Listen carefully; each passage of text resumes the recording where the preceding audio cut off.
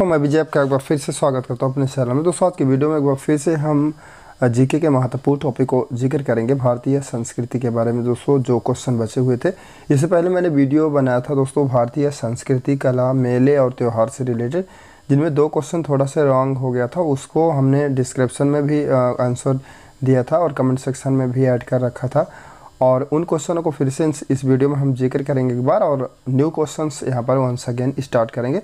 तो आपसे रिक्वेस्ट है वीडियो के अंत तक आप बने दोस्तों। चैनल को पहली बार विजिट करें तो चैनल को जरूर सब्सक्राइब। जो क्वेश्चन था सूली पर कब चढ़ाया गया था, तो इसका जो राइट आंसर था मैंने आंसर भी यहाँ पर लिख रखा है, क्योंकि वहाँ पर वीडियो में गलत हो गया था 2 क्वेश्चन। फिलहाल ये क्वेश्चन आपका सही था, गुड फ्राइडे आपका पूरी तरह से राइट आंसर होगा। अगर यहाँ पर हम अगले क्वेश्चन की बात करेंगे दोस्तों, तो अगला क्वेश्चन जो आपको हमने उसमें गलत हो गया था, तो ये था कि ईसा मसीह के पुनर्जीवित होने पर स्मृति में क्या मनाया जाता है, कौन सा त्यौहार सेलिब्रेट किया जाता है। तो इसके लिए आपका जो राइट आंसर होगा दोस्तों बी अल्टरनेटिव एक्चुअली जो है करेक्ट होना चाहिए था। हमने क्या किया था, वहाँ पर ए अल्टरनेटिव बाय मिस्टेक कर दिया था। तो यहाँ पर आप ध्यान में इस बात को रखेंगे कि पुनर्जीवित से रिलेटेड जब एग्जाम में प्रश्न होगा तो ईस्टर फेस्टिवल सेलिब्रेट किया जाता है। अगर सूली पे चढ़ाया गया तो दोस्तों गुड फ्राइडे आपका करेक्ट आंसर होगा। और तीसरे क्वेश्चन की अगर हम बात करेंगे तो तीसरा क्वेश्चन इसमें दिया गया है कि ईसा मसीह के जन्मदिन के रूप में कौन सा त्यौहार सेलिब्रेट किया जाता है, जो कि हमने डिटेल्स भी यहाँ पर दिया कि जो 25 दिसंबर को सेलिब्रेट किया जाता है दोस्तों, और ये क्रिसमस आपका पूरी तरह से करेक्ट आंसर होगा। तो एक बार फिर से एक्सप्लेन कर दें कि जब जन्म से रिलेटेड आपका क्वेश्चन एग्जाम में बनेगा दोस्तों, तो आपका क्रिसमस पूरी तरह से करेक्ट आंसर होगा। अगर प्रश्न होगा कि जो है जीवित की बात करेंगे, पुनर्जन्म की बात करेंगे दोस्तों, तो ईस्टर आपका पूरी तरह से करेक्ट आंसर होगा। और यहाँ पर हम अगर बात करेंगे कि सूली पर चढ़ाया कब गया था, तो गुड फ्राइडे आपका, मतलब तीनों क्वेश्चन का हमने स्पष्टीकरण कर दिया। अब चलते हैं दोस्तों न्यू क्वेश्चन लेते हैं इस वीडियो में। ये यहाँ पर शुरुआत करते हैं न्यू क्वेश्चन से। पहले न्यू क्वेश्चन की अगर बात करेंगे तो निम्नलिखित में से कौन भारत में नाटक की सबसे प्रसिद्ध और प्राचीन पुस्तक है। तो 4 अल्टरनेटिव आपके दिए गए हैं दोस्तों। जो करेक्ट आंसर होगा आपका सी अल्टरनेटिव पूरी तरह से राइट आंसर होगा। यहाँ पर हम बताना चाहेंगे कि भरत मुनि द्वारा रचित नाट्य शास्त्र जो था दोस्तों, वो भारत में नाटक की जो है सबसे प्रसिद्ध और प्राचीन पुस्तक मानी जाती है। जो यहाँ पर हम अगले भारतीय संस्कृति से रिलेटेड अगले क्वेश्चन की अगर बात करेंगे तो यहाँ पर दिया कि निम्नलिखित में से कौन सी गुफा प्राचीन जो है भारतीय रंगमंच को प्रमाणित करता है। तो आपको अल्टरनेटिव की बात करें तो 4 अल्टरनेटिव आपके दिए गए हैं दोस्तों। जो करेक्ट आंसर होगा आपका फर्स्ट अल्टरनेटिव ही पूरी तरह से राइट आंसर होगा, और इसके डिटेल्स यहाँ पर दिए गए हैं। आप वीडियो को रोक करके डिटेल्स को पढ़ सकते हैं। समय कम की वजह से मैं पूरा डिटेल्स नहीं यहाँ पर पढ़ पा रहा हूँ। तो चलते हैं अब हम स्पीड में अगले क्वेश्चन की ओर। और अगले महत्वपूर्ण प्रश्न की बात करें तो मदर टेरेसा द्वारा स्थापित धर्म संघ कहलाता है। तो आपके 4 अल्टरनेटिव दिए गए हैं, और जो करेक्ट आंसर होगा आपका फर्स्ट अल्टरनेटिव पूरी तरह से राइट आंसर होगा। यहाँ पर दिया गया है कि मिशनरीज ऑफ चैरिटी जो दिया गया है आपका पूरी तरह से करेक्ट आंसर होगा, फर्स्ट आपका राइट आंसर होगा। घेरेदार कुएं का निर्माण प्रारंभ हुआ था, मतलब किस पीरियड से हुआ था। तो यहाँ पर हड़प्पा संस्कृति दिया है। बी अल्टरनेटिव की बात करें कि वैदिक काल में दिया गया है, और इस तरह से आपके 4 अल्टरनेटिव दिए गए हैं।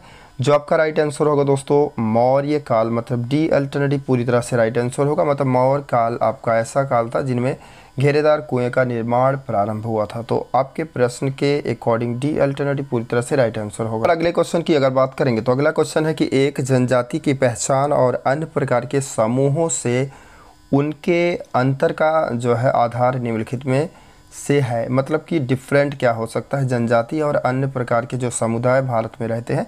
तो 4 अल्टरनेटिव आपको दिए गए हैं दोस्तों। यहाँ पर अगर हम स्पीड में इन क्वेश्चनों को जवाब देना चाहेंगे तो आपका डी अल्टरनेटिव पूरी तरह से करेक्ट आंसर होगा।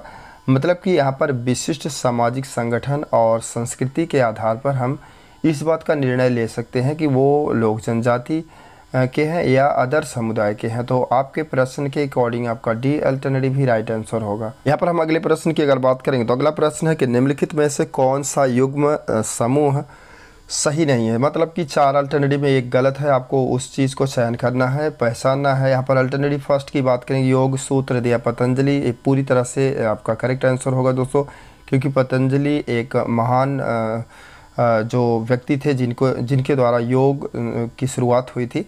अगर यहाँ पर हम सेकंड अल्टरनेटिव की बात करेंगे तो काम सूत्र वात्स्यायन द्वारा लिखा गया, ये भी बात पूरी तरह से करेक्ट है। यहाँ पर हमें गलत का चयन करना है उस प्रश्न के अकॉर्डिंग। यहाँ पर न्याय सूत्र की अगर बात करेंगे तो गौतम, ये भी पूरी तरह से करेक्ट आंसर होगा दोस्तों। यहाँ पर गीता रहस्य जो लिखा है महात्मा गांधी, ये पूरी तरह से गलत है दोस्तों, मतलब कि डी अल्टरनेटिव प्रश्न के अकॉर्डिंग आपका पूरी तरह से करेक्ट आंसर होगा। मतलब गलत की अगर बात करेंगे यहाँ पर समूह सही नहीं है, तो डी अल्टरनेटिव ही आपका राइट आंसर होगा। यहाँ पर हम भारतीय संस्कृति से अगले प्रश्न की अगर बात करेंगे तो यहाँ पर दिया कि प्राचीन भारत में महिला अध्यापिका को क्या कहा जाता था। तो आपके पास 4 अल्टरनेटिव दिए गए हैं। यहाँ पर आप देखेंगे तो अल्टरनेटिव में बहुत सारा डिफरेंट नहीं दिखाई दे रहा है, लेकिन आपका राइट आंसर की अगर बात करेंगे दोस्तों तो डी अल्टरनेटिव ही प्रश्न का आपका पूरी तरह से आंसर होगा। तो मतलब कि प्राचीन काल में महिलाओं को अध्यापिका के रूप में जिस नाम से जानते थे, आपका डी अल्टरनेटिव ही करेक्ट। हम अगले प्रश्न की अगर बात करेंगे तो प्रश्न है कि विक्रमशिला विश्वविद्यालय की स्थापना किसके द्वारा किया गया था। तो 4 अल्टरनेटिव आपके दिए गए हैं, देवपाल द्वारा दिया गया है और नारायण पाल द्वारा और धर्मपाल द्वारा। तो जो आपका पूरी तरह से राइट आंसर होगा धर्मपाल ही आपका राइट आंसर होगा, क्योंकि दोस्तों धर्मपाल द्वारा ही विक्रमशिला विश्वविद्यालय की स्थापना की गई थी। प्रश्न के अकॉर्डिंग डी ही आपका राइट आंसर होगा। और हम अगले प्रश्न की बात करेंगे तो अगला महत्वपूर्ण प्रश्न यहाँ पर दिया गया कि व्यास सम्मान निम्नलिखित में से किस क्षेत्र में दिया जाता है। मतलब व्यास सम्मान जो एक प्रकार का जो सम्मान है दोस्तों, वो किस क्षेत्र में दिया जाता है। तो फिल्म में पहला दिया गया है, दूसरे साहित्य, तीसरे अल्टरनेटिव की बात करें तो संगीत और नृत्य दिया गया है।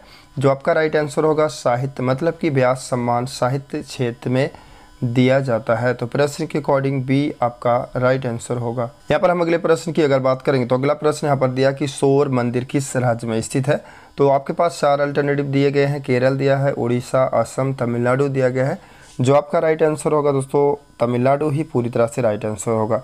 मतलब कि शोर मंदिर जो यहाँ पर दिया गया है किस राज्य में स्थित है, तो तमिलनाडु में स्थित है। प्रश्न के अकॉर्डिंग डी ही आपका राइट आंसर होगा। अगले महत्वपूर्ण प्रश्न की बात करें तो निम्नलिखित में से किस गायक को अक्सर प्रिंस ऑफ भांगड़ा कहा जाता है। तो मतलब प्रिंस ऑफ भांगड़ा के नाम से जाने जाते हैं।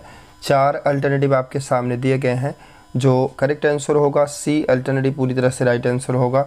सुखबीर आपका पूरी तरह से राइट आंसर होगा, मतलब सुखबीर जी को ही प्रिंस ऑफ भांगड़ा के नाम से जानते हैं। तो प्रश्न के अकॉर्डिंग आपका सी अल्टरनेटिव ही राइट आंसर होगा। अगले प्रश्न की बात करें दोस्तों तो यहाँ पर दिया गया कि प्रसिद्ध हार्नबिल त्यौहार भारत के निम्नलिखित में से किस राज्य में मनाया जाता है। हाल ही में ग्रुप डी के एग्जाम में प्रश्न बना हुआ था, आगे भी प्रश्न बन सकता है, इसलिए हम इस वीडियो में इस प्रश्न को ऐड किए हैं। यहाँ पर दिया गया नागालैंड, मिजोरम, असम, मेघालय। जो आपका राइट आंसर होगा दोस्तों नागालैंड, मतलब फर्स्ट अल्टरनेटिव ही राइट आंसर होगा। तो इस वीडियो में बस इतना ही दोस्तों। अगर वीडियो अच्छा लगता है तो प्लीज़ वीडियो को आप अपने दोस्तों के साथ शेयर करें। चैनल को पहली बार अगर दोस्तों विजिट करें तो चैनल को ज़रूर सब्सक्राइब करें। चलते हैं दोस्तों, अब इस वीडियो को यहीं पर अंत करते हैं और आपको बताना चाहेंगे कि अगले वीडियो में कुछ नया आपके लिए लेकर के आएंगे।